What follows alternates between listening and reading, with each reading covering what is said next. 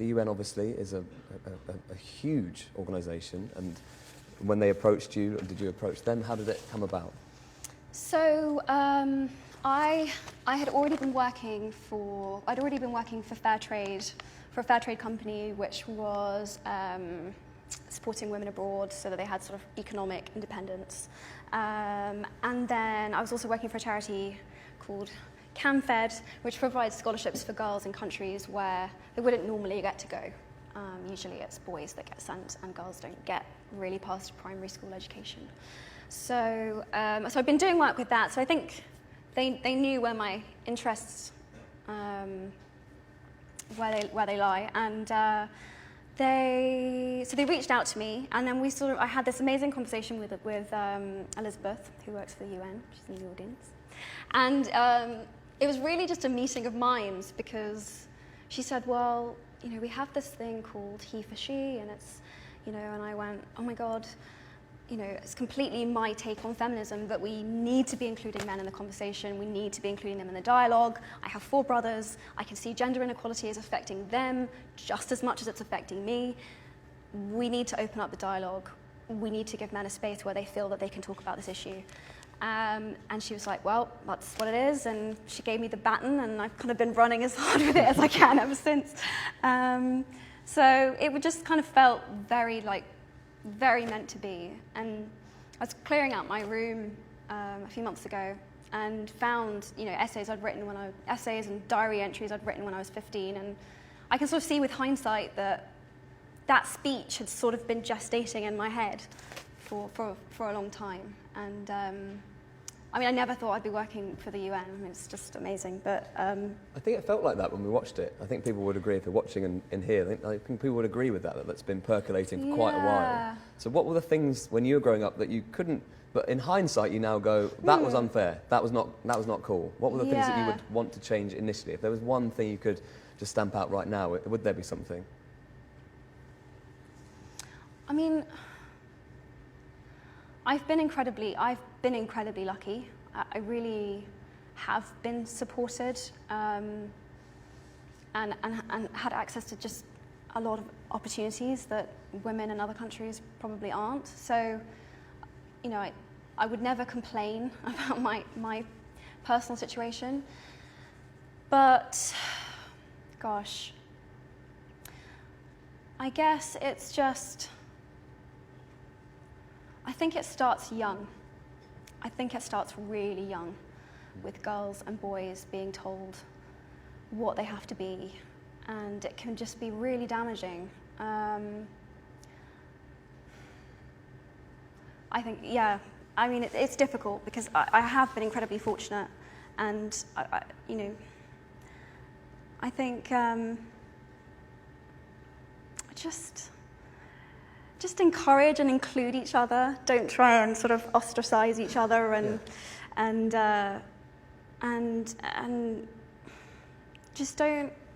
just have an open mind, and don't have expectations based on the gender or the sex you see in front of you. I mean, there was a BBC report today just about the fact that in maths and science and engineering and, you know, all of these other subjects, that girls just aren't doing as well. And the biggest reason they say for that is because these are generally associated to be male subjects. And so women or young girls feel that if they did those subjects, they would be inherently less attractive. And, you know, that's another example of, you know, dispel that myth. You know, like, it doesn't need to be like that. It was interesting what you said about your brothers experiencing gender equality. Yeah. In what way, I mean, not specifics necessarily, but in what way have they spoken to you about it from a male perspective? I think there's a lot of posturing that goes on with men, and I've just had my brother say to me a few times that he's like, I just can't be around the way that some of my guy friends talk about girls. It just, like, I'm not sure they even know what they mean when they're saying it, but it's like they're imitating something. They're imitating this thing that they think they have to be, this male idea. And he's like, I just feel really constrained by that, and it really upsets me. I had a very similar letter from a man in the military who said that he experiences that a lot. I think we don't acknowledge how much pressure we put on men to conform to a certain perception of masculinity. I don't think we do. So, yeah, it's nice to hear that, and seeing how upset they get when, you know, for example, after I gave my speech in September, I wasn't going to talk about this, but it's coming up. You know, there was a website that was set up threatening to release naked photographs of me, you know, with like a countdown and whatever else. And I knew it was a hoax. I knew the pictures didn't exist. But I think a lot of people that were close to me knew gender equality was an issue, but they didn't really think it was that urgent, or particularly, you know, we live in Great Britain. You know, this is a thing of the past. You know, oppression of women. It's sort of, we're fine, aren't we? We're good. We've got far enough. And then when they saw that the minute I stepped up and talked about women's rights, I was immediately threatened. I mean, within less than 12 hours, I was receiving threats. And I think they were really shocked. And particularly one of my brothers was very upset. So I think it was just a wake-up call of like, oh, this is like a real thing that's really happening now. Like now, women are receiving threats in all sorts of different forms. That was just one specific one. And I think I was upset that the media immediately reported it as fact without any evidence to the contrary. And you know, and it really just publicized something that was really, really negative. But I mean, it's funny because people were like, oh, she's going to be disheartened by this. If anything, it made me so much more determined. Yeah. I was just raging. It made me so angry that I was just like, this is why I have to be doing this. This is why I have to be doing this. So if anything, it's you know, it actually, if they were trying to put me off it, did the opposite. Yeah, well, was it? Absolutely. Well, there's a wonderful message to the. It was a despicable thing to do, but you know, as you say, nasty things happen all the time, and it's the way you deal with them and the way that you can channel that into something completely something channel better. that energy, channel that anger. Absolutely. Channel that anger. I thought it was absolutely fantastic when you were talking about. I wrote down some notes actually when I was watching it because I wrote down the aggressive versus submissive kind of argument, you know, between boys and girls from a young age, and also you talking about both being free to be sensitive and strong, men and women. Yeah. And where were you when I was 15 and needing someone to say that? Do you know, that is because I've always been a massive softie. I love Coldplay. I really. Amazing. I need, but you know, but when you're surrounded, I played a lot of cricket, played a lot of sports for school, and you have a lot of lads, and that was not something that I really liked particularly. Yeah. So That's fair it needed. I think that's a really powerful message to everyone watching this now who's going through puberty, going through those teenage years, which are so difficult. They're so horrible, aren't they? You don't know what you are, you don't know what's going on. So I think someone like you standing up and saying things like that is really important. And you must feel that from your fans. The feedback from people must have been, thank God you said something like this for us.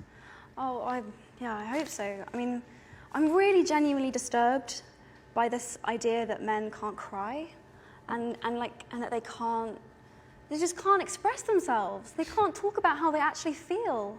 I think that's actually the saddest thing in the world. It's so bad. I can cry, believe me. Excellent. On demand sometimes. It's crazy. It's what makes you human. Yeah. How you feel, being able to express yourself, being passionate, being emotional. It's what makes you human. It's not what makes you a girl. It's what makes you human. I mean, it's you know, if you've got a beating heart and you care about things, that's great. That's so good.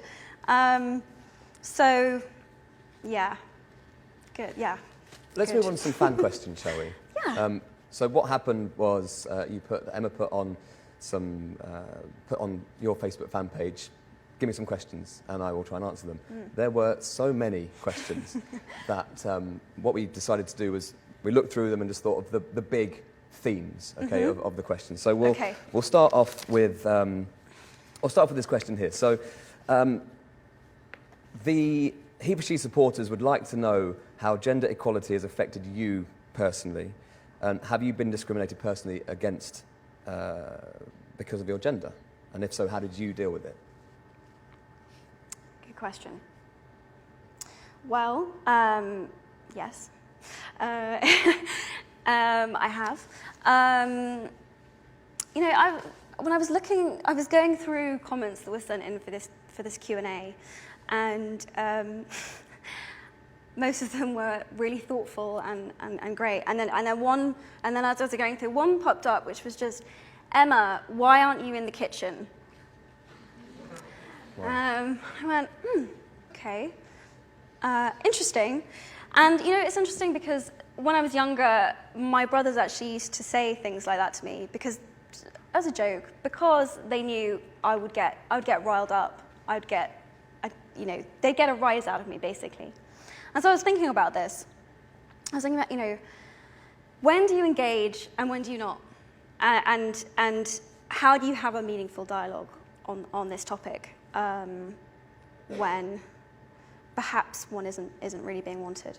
And so I guess what I would tell my younger self if someone said that to me then, and how I feel about it now, is that I know that I'm not alone in this fight, that it's an education problem, and that in the not too distant future, I really hope that most people will be horrified by a comment like that, as opposed to sort of mildly irked.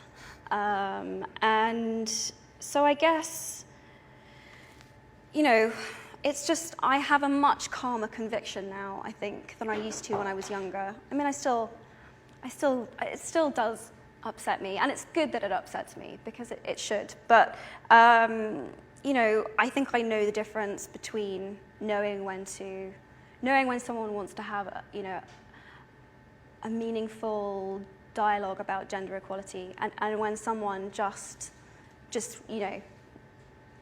wants to get a rise out of you, I think. There was quite a lot of discussion about gender equality in the developing world, and that's obviously a huge problem, as we mentioned earlier, about the traditional route in many countries would be for boys to go to school, secondary school, girls not to. How does that make you feel, first of all, and what would you like to see over the next few years? Gosh, first of all, if someone had told me that my brother could go to school, but I couldn't because I was a girl, I just would have been so hurt and so baffled and so, why? And the fact that this is still going on, the world over, really, it's something that really needs to be addressed. But I guess I just say, how and why are you not recognizing the potential of that girl? Why are you not recognizing what she can bring to the table? And we need yin and yang. We need that balance, and we need female representation. We need female leadership. Women have so much to offer. We're such an untapped part of this world. So much potential just gets wasted because girls aren't encouraged in the same way that men are. We can achieve so much. It's interesting because I literally this morning came back from a comic relief trip in Uganda, and we were focused in a village called Iolwa, which is they've put a new health centre there, part of comic relief, and it was an absolutely fascinating experience, and visiting some of the local schools and things to see that there were many girls there, that things are changing, but it needs campaigns like He for She, I think, to really push this message home that it's a global problem. But one of the amazing things about the sign up of men so far to the website is that there's men in every country that have signed up to this. So it is reaching that global audience, isn't it? It definitely is, and I think even in even in Britain, you know, we have an equal number of women at university as men, but then at a certain point, we're just dropping out. We just aren't being encouraged into those leadership positions. We're just not, we're not getting past a certain point. And so, yes, it needs addressing abroad, but it still needs addressing here, you know, in the West. We're not there yet at all. We've still got so much work that we need to do and that we need to pioneer. What do you say to the people that message you on your social networks and say, someone said, I can't do an engineering course because I am a girl? And this must be, it's regular, isn't it? People say these sorts of things. It is regular. Oh, just don't let anyone tell you what you can or cannot do, or can or cannot achieve. Just don't allow it. Just do not allow it. It's wrong. It's so wrong. Be whatever you want to be. And that's the amazing thing about social media, is that, you know, wherever you live in the world, or whatever conditioning, or whatever the people around you might think, you can access a whole community of other people that think differently and that want to support you. And, you know, that was a crazy moment for me. It was, you know, not really thinking. I just responded immediately to this girl who texted saying, you know, my dad says girls can't be engineers. And I just said, well, and what can I do, you know, about this? I said, well, go and be an engineer. Just go and prove them wrong. You can do it. And then within, you know, a couple of hours, 3 or 4 different engineering academies, fellowships, whatever else had contacted her and said, women can definitely be engineers, and we'd love to help you do that. And that's amazing. That's so amazing. That's the amazing thing about what social media can do, is it connects people in the world to a community that they might not be able to access directly around them, and helps them, you know, think bigger.